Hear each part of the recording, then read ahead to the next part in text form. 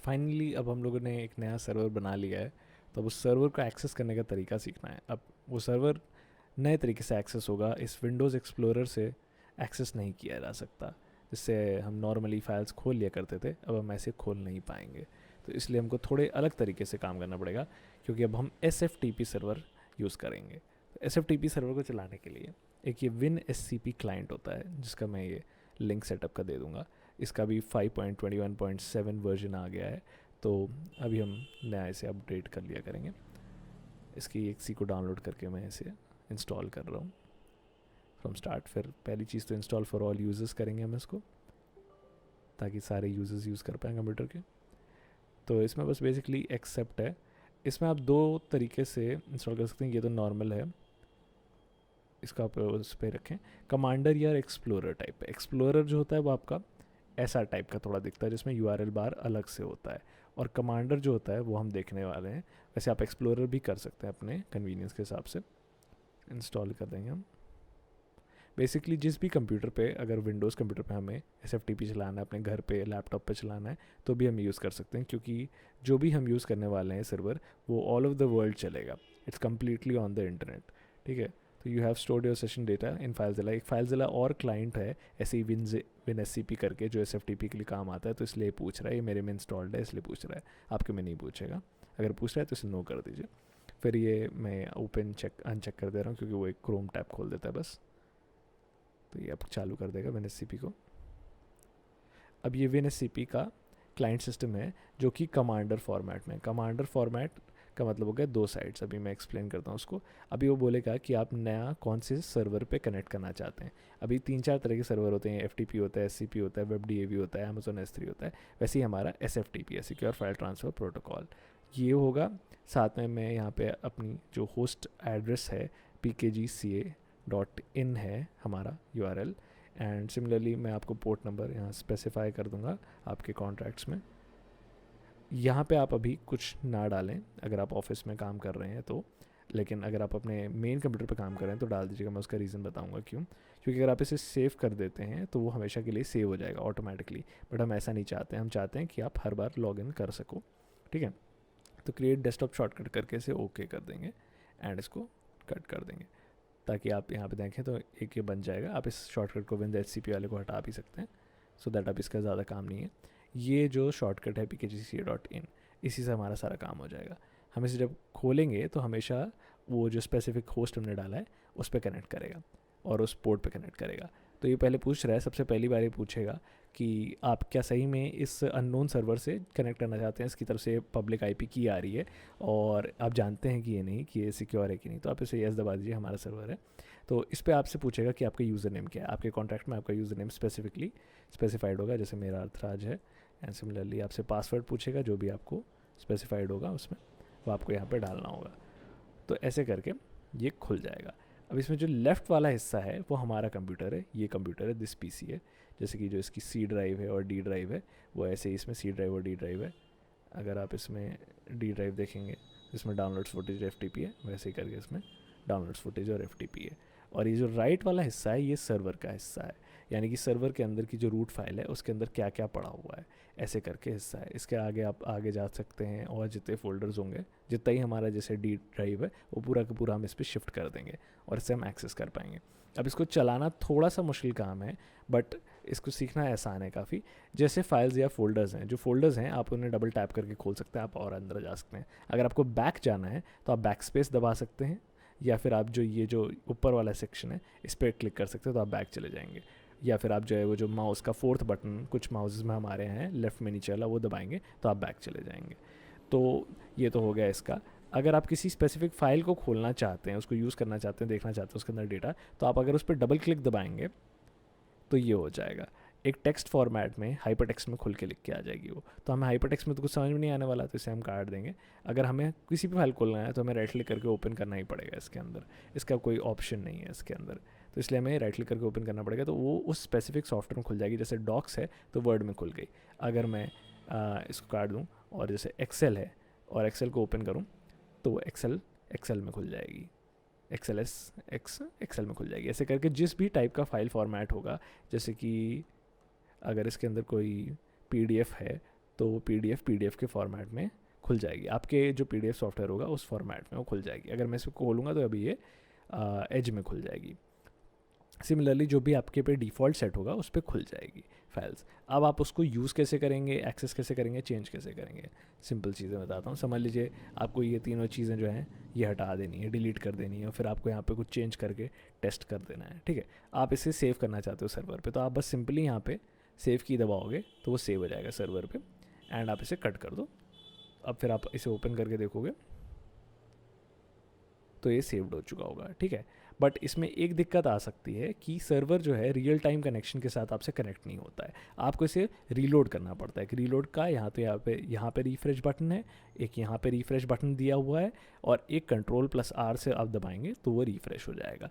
मैं क्यों बता रहा हूँ, समझ लीजिए कि आप किसी फाइल पे काम कर रहे हैं, आप ऐसे कर करके काम करते जा रहे हो एंड आधा घंटा बीत जाता है, तो सर्वर जो है वो बैक एंड में डिस्कनेक्ट हो चुका है आपसे, बस आपको पता नहीं है। यहाँ पे फाइल्स दिखती रह रही हैं क्योंकि आपकी साइड दिख रही हैं, वो टेम्प में सेव्ड है इसलिए आपको दिख रही हैं। लेकिन अगर आपको सेव करना है तो उस वक्त आप एक बार इस पर आके Ctrl+R दबा दें या यहाँ पे रिफ्रेश दबा दें, जिससे वो रिफ्रेश हो जाएगा, आप सर्वर से फिर से कनेक्ट हो जाओगे, फिर आप उसके बाद वो सेव की दबा दो। कभी कभी ऐसा हो सकता है कि हमारा जो काम है वो वेस्ट चला जाए और सेव ना हो, तो इसलिए अगर आपको लग रहा है कि हल्का कोई दिक्कत हो सकता है तो आप एक बार सेव एज करके आप इस फाइल को समझ लिए अपने डॉक्यूमेंट्स में सेव कर लीजिए, या कहीं पे भी सेव कर लीजिए। जैसे अगर मैं डॉक्यूमेंट्स में नहीं तो डी में सेव करना चाहता हूँ, मैंने डी में सेव कर ली, ठीक है। तो इसके दो तरीके हैं। फिर उसके बाद यहाँ पे मेरे को डी में वो फाइल दिख रही है, या फिर अगर समझ लीजिए मेरे को विंडोज़ एक्सप्लोरर में डी में वो फाइल दिख रही है, तो मैं उस फाइल को यहाँ से ड्रैग करके सिंपली ये क्या कहते हैं, ड्रैग करके सिंपली यहाँ पे NSCP में लाके यहाँ पे ड्रॉप कर सकते हैं। समझ लीजिए मैंने टैक्सेशन स्टडी में उसे ड्रॉप कर दिया, तो वो बोलेगा कि आप अपलोड करना चाहते हैं फाइल, आप क्या कैसे अपलोड करना है, इस पर आपको ध्यान देने की कोई ज़रूरत नहीं है। ये बस बेसिकली वो आपसे पूछ रहा है किस लोकेशन पे करना है, तो ऑटोमेटिकली दिखा देगा जिस पे आप ड्रैग करोगे। फिर आप इसे ओके दबा दीजिए नॉर्मली, बट यहाँ पे जैसे पूछ रहा है do not show this dialog box again, तो मैं इसको अनटिक कर दे रहा हूँ, क्योंकि मुझे देखना है अगर मेरे को बाद में कोई कॉम्प्लेक्स सेटिंग इसके अंदर करनी है, तो अभी तो ये नहीं करनी, तो ओके कर देते। तो ये पूछेगा ओवरराइट फाइल, अगर उसके अंदर जैसे टैक्सेशन स्टडी में पहले से एक फ़ाइल पड़ी है तो ओवरराइट कर दें क्या, तो मैं यहाँ पे आप चूज़ कर सकते हैं येस या नो। तो जैसे मैंने ओवरराइट कर दी तो यहाँ पे जो फाइल पड़ी थी एडवांस अकाउंट्स की वो ओवरराइट हो गई, ठीक है। तो अगर आप इसे ओपन करते हैं तो उसके अंदर ये सब आ जाएगा, ठीक है। अच्छा okay, the same time same name की वो वर्कबुक खोलने के लिए मना कर रहा है, अगर आप खोलेंगे तो खुल जाएगी, ठीक है। It has been saved. अगर आप बस सेव कर रहे हैं और आधा घंटा बीत चुका है करीब, या कुछ टाइम बीत चुका है, तो सेव करने से पहले बस एक बार इसे रिफ़्रेश कर लें। सिमिलरली समझ लीजिए कि इसमें कोई और फाइल है, किसी ने अभी अभी ऐड की, तो आपको दिख नहीं रही है। तो ऐसा क्यों होता है कि अगर मैं समझ लीजिए पीछे एक फ़ाइल ऐड कर दे रहा हूँ, एक नया डॉक्यूमेंट मैं ऐड कर दे रहा हूँ, रिच टेक्स्ट डॉक्यूमेंट करके मैं ऐड किया, मैंने अभी इसी फोल्डर में ऐड किया है, बट अभी दिख नहीं रहा। क्यों नहीं दिख रहा, क्योंकि वो रिफ़्रेश नहीं हुआ है। अगर मैं यहाँ पे रिफ़्रेश करूँगा तो ये देखिए वो डॉक्यूमेंट ऐड हो जाएगा। तो समझ लीजिए कोई कह रहा है कि अभी उसने सर्वर पर कुछ डाला है तो आपको नहीं दिख रहा है वो, तो एक बार आप बस उसे रिफ़्रेश कर लेंगे तो आपको वो दिख जाएगा। अब जैसे इस रिच टेक्स्ट डॉक्यूमेंट को भी वर्ड में खुलता है, लेकिन कुछ डाला नहीं है तो दिख नहीं रहा है। सिमिलरली अगर आप किसी फाइल को डिलीट कर दें, जैसे F8 से डिलीट है या ऐसी डिलीट आप किसी सिलेक्ट को करते हैं, तो आप ये ओके करके डिलीट कर सकते हो, तो फाइल डिलीट हो जाएगी।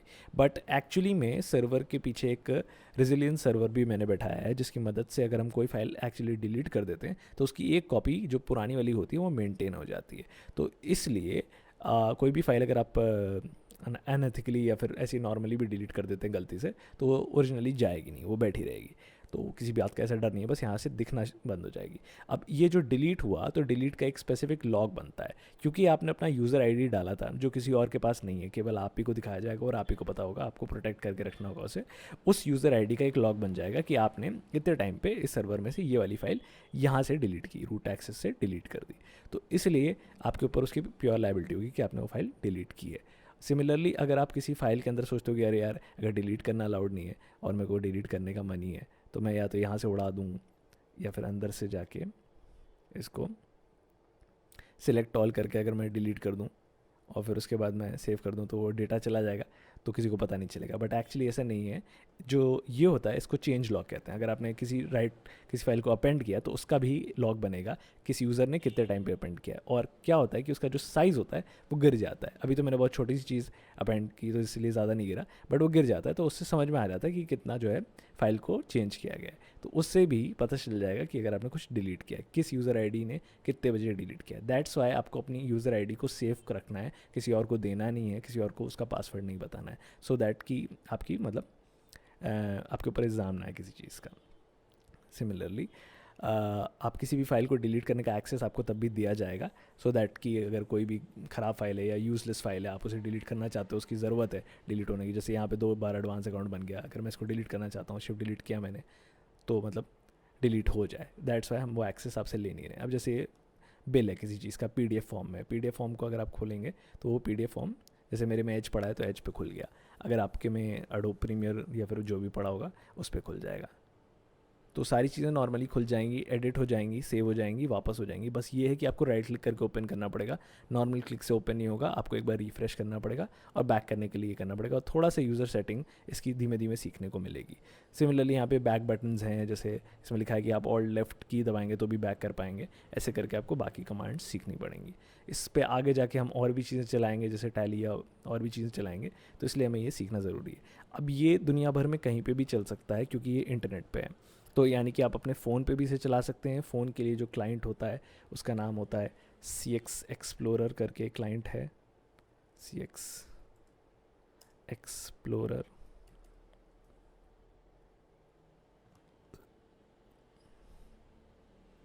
वो उसके लिए भी SCP के लिए दिखा रहा है, इसका भी मैं एक लिंक प्रोवाइड कर दूंगा।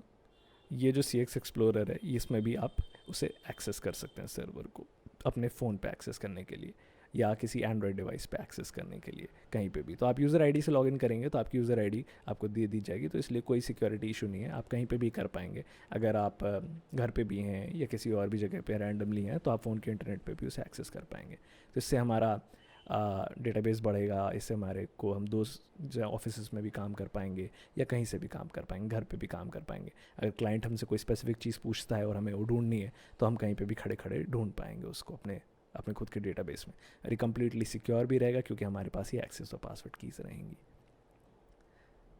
और एंड में जब आप इसे टर्मिनेट करेंगे सेशन, तो ये पूछेगा कि आप इसे ऑटोमेटिक सेव करना चाहते हैं कि नहीं।